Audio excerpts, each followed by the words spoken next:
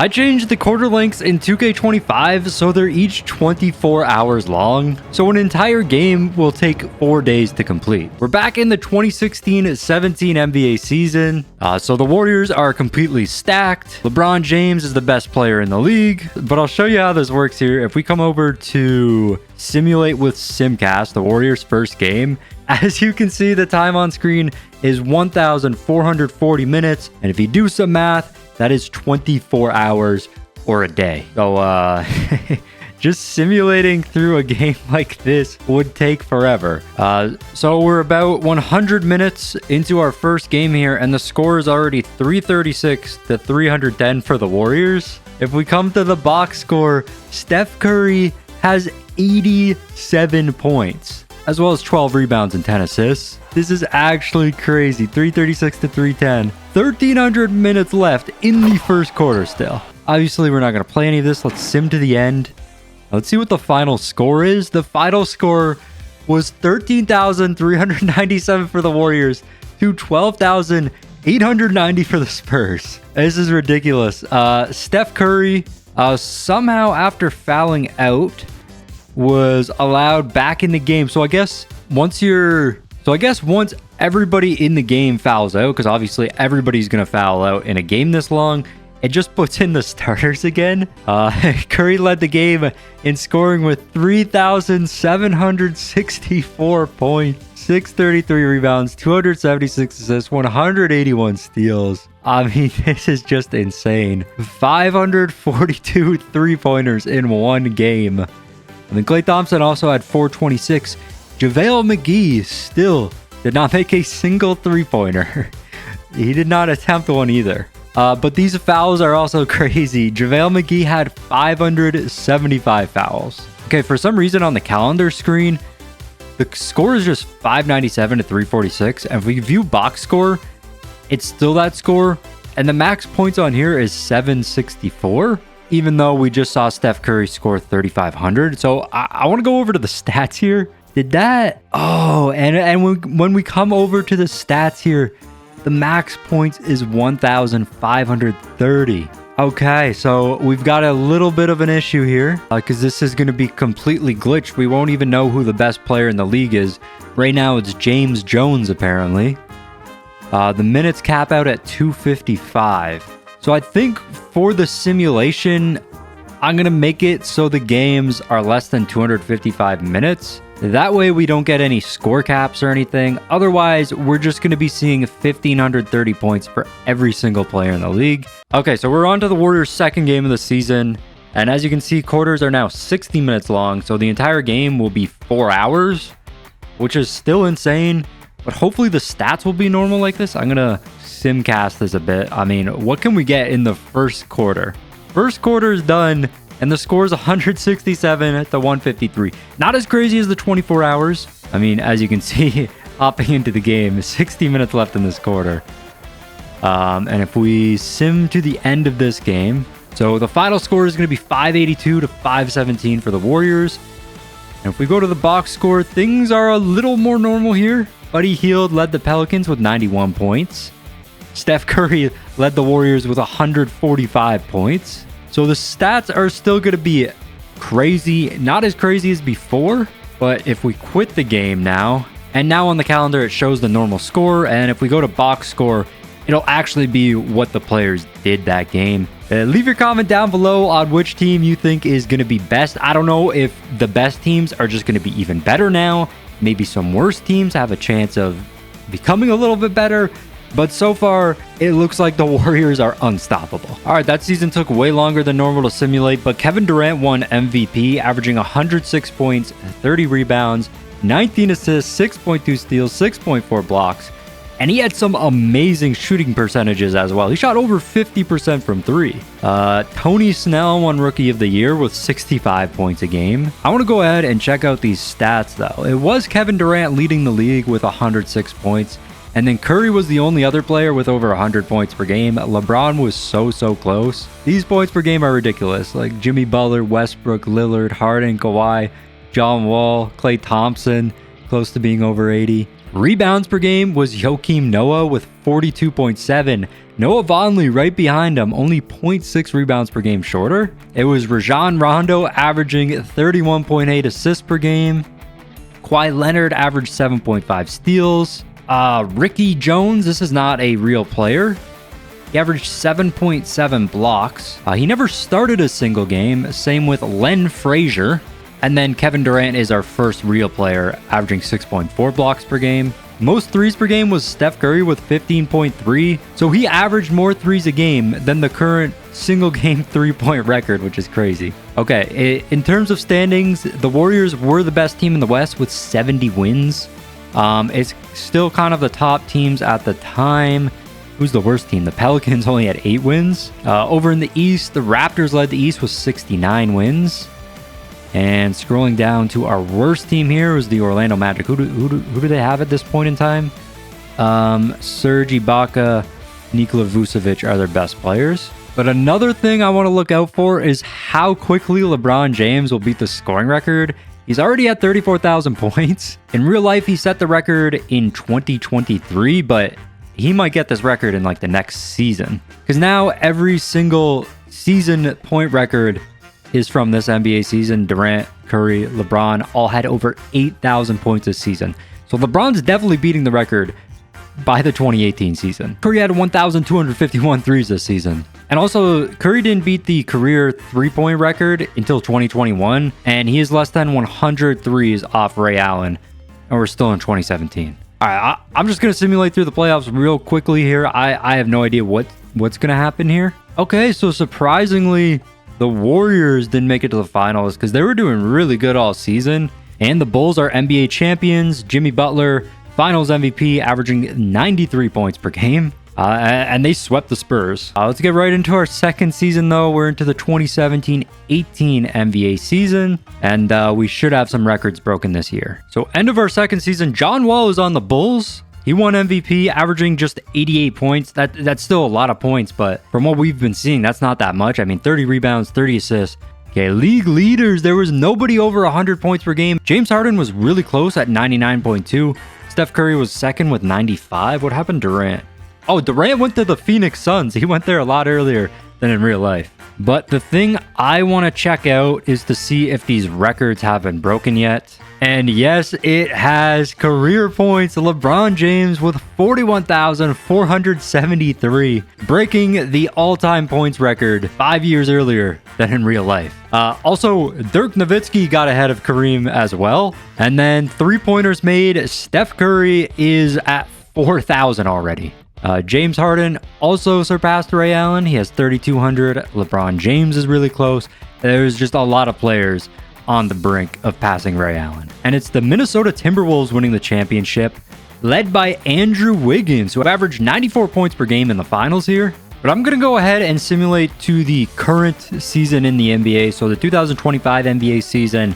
All right, I just simulated through the 2020 NBA season, and in the offseason, I turned off fouling out in the games because that was one of the big problems with this simulation. And we have a lot more points already. Giannis Antetokounmpo averaging 136 points a game to win MVP, 55 rebounds as well, and 30 assists, nearly 10 steals as well, and 8.8 blocks. Every time I look at a new number, it gets crazier and crazier. But we have had a huge increase in points per game with turning fouling off. Rebounds, Nikola Jokic led with 58.9. Lonzo Ball averaged 49.4 assists per game. He's on the Miami Heat. These teams are going to be crazy as well. Chris Paul averaged 10 steals per game, the only player to average over 10 steals. And Joel Embiid was the only player to average over 10 blocks per game with 12.6. He's also on the Brooklyn Nets at 13.9 three-pointers per game. So I'm interested to see what the top is. Steph Curry with 23.6. There was 12 players that averaged over 15 threes per game. So we should have some new records here now. We go back over to NBA records. Let's go to season records. Steph Curry with the season record for points per game now with 13,284. And as you can see, all of these records were from the 2020 NBA season. Three-pointers made was also Steph Curry with 1,938. And Curry's already up to 7,300 threes in his career. LeBron's still leading with career points at 58,000, but Steph Curry is getting pretty close at 49,000. I think he might actually surpass Steph by the end of this. I mean, simulating through the playoffs, I feel like this doesn't really matter at all because the teams are just so random. The Cavs win the championship. LeBron James, Finals MVP with 135 points per game and 53 assists. All right, now I'm actually going to be simulating till the current season, and then we'll check in on all the records and stuff like that. All right, we've made it to the end of the 2025 season. Cade Cunningham is our MVP, averaging 148 points per game. And looking at our league leaders at this point in time, it is Cade Cunningham at the top. And Cade is on the Pacers, Zion behind him on the Pistons, Evan Mobley on the Spurs. I mean, the teams are just completely different. Luka and LaMelo are both on the Hawks. But the most points per game is still held by Steph Curry at 178. He's also second with 167 and third with 162. So the new players haven't been scoring as much as prime Steph. And this is a pretty funny record right here. It's 60-point games in a season, and everybody's just tied for first with 82 because pretty much everybody's averaging 82 points per game now. But going to career points, it is Steph Curry in first now with 107,000 career points, 10,000 above LeBron, who's at 97,000. And if we scroll down here, I wonder if we can even see Kareem's record anymore. No. Kareem has been completely erased from the record boards. He's not even in the top 100 for career points. And already we have some really young players like Evan Mobley with 39,000 career points. SGA with 44,000, LaMelo Ball with 44,000, Cade Cunningham with 47,000. I mean, even Emmanuel Mudiay got 49,000 career points. You know, Markelle Fultz had a really good career with 50K points. I mean, there's just so many wild names in the top for points now. We got Josh Jackson, who had 59,000 career points. All right, but some other records. Steph Curry also leads for career three-pointers with 15,911. Free throws made, Westbrook has 21,000. Rebounds, Kevin Love with 35,000. LeBron leads with assists with 31,000. Blocks is Joel Embiid with 6,233. And Hakeem is still ranked number 19, which is still pretty funny. Lastly, with steals, we got Kawhi Leonard with a 6,400. And of course, LeBron is leading with minutes, 112,000 career minutes. He also leads with turnovers. And let's see who actually wins the playoffs this year. I mean, teams are completely different than they are in real life. And it is the Charlotte Hornets winning the championship. Their star player is Scotty Barnes. He averaged 121 points per game during the finals. And checking out our top players now, Giannis is a 99 overall. Zion is a 98. Durant still a 98. I mean, things are just completely different in the NBA. I mean, with so many players being able to score so much, everybody is rated over a 90. Look how many players there are. This is actually crazy. And we get to the bottom. Isaiah Stewart is a 90 overall. I mean, this is just completely broken. I wonder who the lowest rated player is. We go ahead, change the overalls. I mean, we still got some pretty low rated players in the 60s. But I'm going to go ahead and simulate to the 2040 NBA season now. So all of these young players can play their full careers with 1 hour quarters. And let's see what the records are at that point in time. All right, I just simmed through the 2040 NBA season. Tyrone Stokes is MVP. He's actually in high school right now. He averaged 131 points per game, but I don't really care about that. What I'm interested in is checking out these records. Starting off with the most points in a season, we still have Steph Curry with 14,600. And Anthony Edwards was our most recent player in 2027 to make the top 10. Steph Curry got taken down for three-pointers made. Miles McBride at 2,457 in 2027. Most of the single-season rebound records are pretty old. We got one player here in 2036. I want to go over to the per-game records, though. So Steph Curry still leads with that 178. And he's the top three, and Luka Doncic is next at 158. He did that in 2026.